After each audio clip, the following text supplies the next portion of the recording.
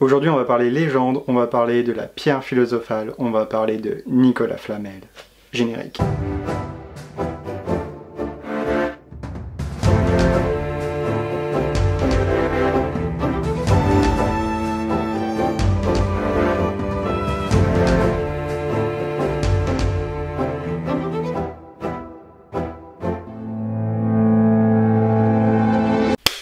Salut. L'alchimie est un art qui permet de transmuter la matière. Les origines de l'alchimie sont assez floues, mais pour les notions, pour les bases d'éléments, pour la composition, on peut remonter jusqu'à l'Antiquité. L'alchimie est aussi une science dans laquelle on cherche à aller de plus en plus loin continuellement. C'est pour ça que alchimie et philosophie s'entremêlent. Il faut une compréhension globale de l'univers pour pouvoir mettre la main à la pâte. L'une des recherches les plus répandues est bien évidemment la pierre philosophale. La pierre philosophale permettrait de transmuter le plomb en or. Dans d'autres histoires, on raconte aussi que c'est une pierre qui est capable de redonner la vie, voire l'immortalité. Une sorte de saint Graal en somme. Elle peut transformer n'importe quel métal en or et elle produit l'élixir de longue vie qui rend immortel. En bref, la pierre philosophale permet de devenir riche et immortel. Rien que ça. Donc la pierre philosophale serait quelque chose d'assez précieux même. Très, très précieux. Il est une personne connue et réputée pour avoir réalisé la pierre philosophale et en avoir tiré profit. Cette personne, vous la connaissez, surtout si vous avez lu ou vu le premier Harry Potter. Je parle bien sûr de Nicolas Flamel. Il est riche. C'est du flou. Et il est immortel. Et ça, c'est pas mal. Né vers 1330 et mort vers 1418, il a donc vécu durant le Moyen-Âge, la bonne époque car il s'agit du moment où la peste ravage l'Europe ainsi que la guerre de 100 ans, sans compter les troubles dans le royaume de France, comme d'habitude. Nicolas Flamel est d'abord un écrivain, puis un libraire juré, donc la définition. Alors, libraire juré c'est là, quelque part, là, je sais pas, là. Et il a aussi des biens dans l'immobilier. Marié à une certaine Prunelle, il va hériter de ses biens immobiliers lorsque celle-ci va mourir avant lui.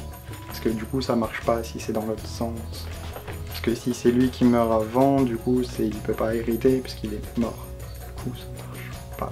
Hello, darkness, my old friend. Avec sa femme Prunelle, il a donc rénové des arcades, des églises et ainsi que des hôpitaux assez modestes. Et pour ça, il faut de l'argent. Quand même pas mal d'argent. Déjà, ça montre un côté assez pieux du personnage.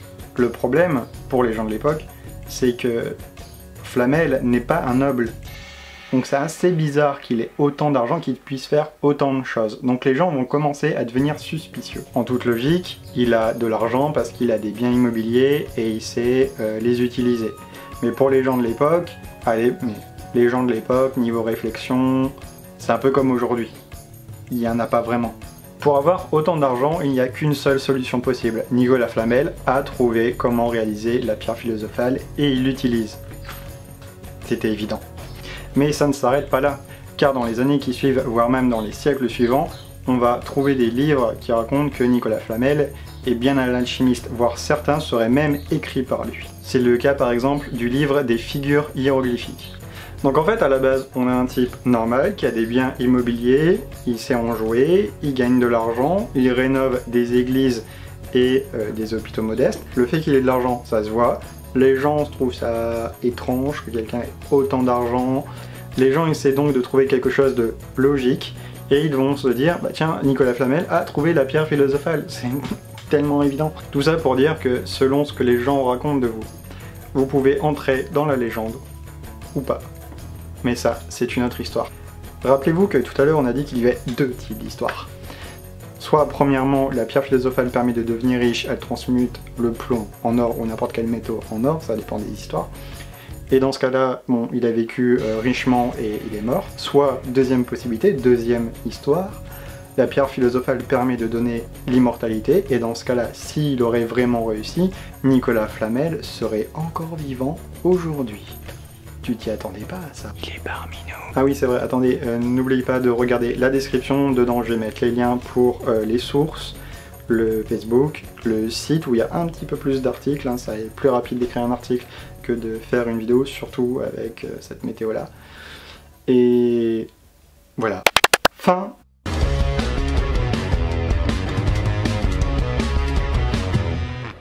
toute façon, la pierre philosophale, c'est moi qui l'ai, pourquoi il cherche?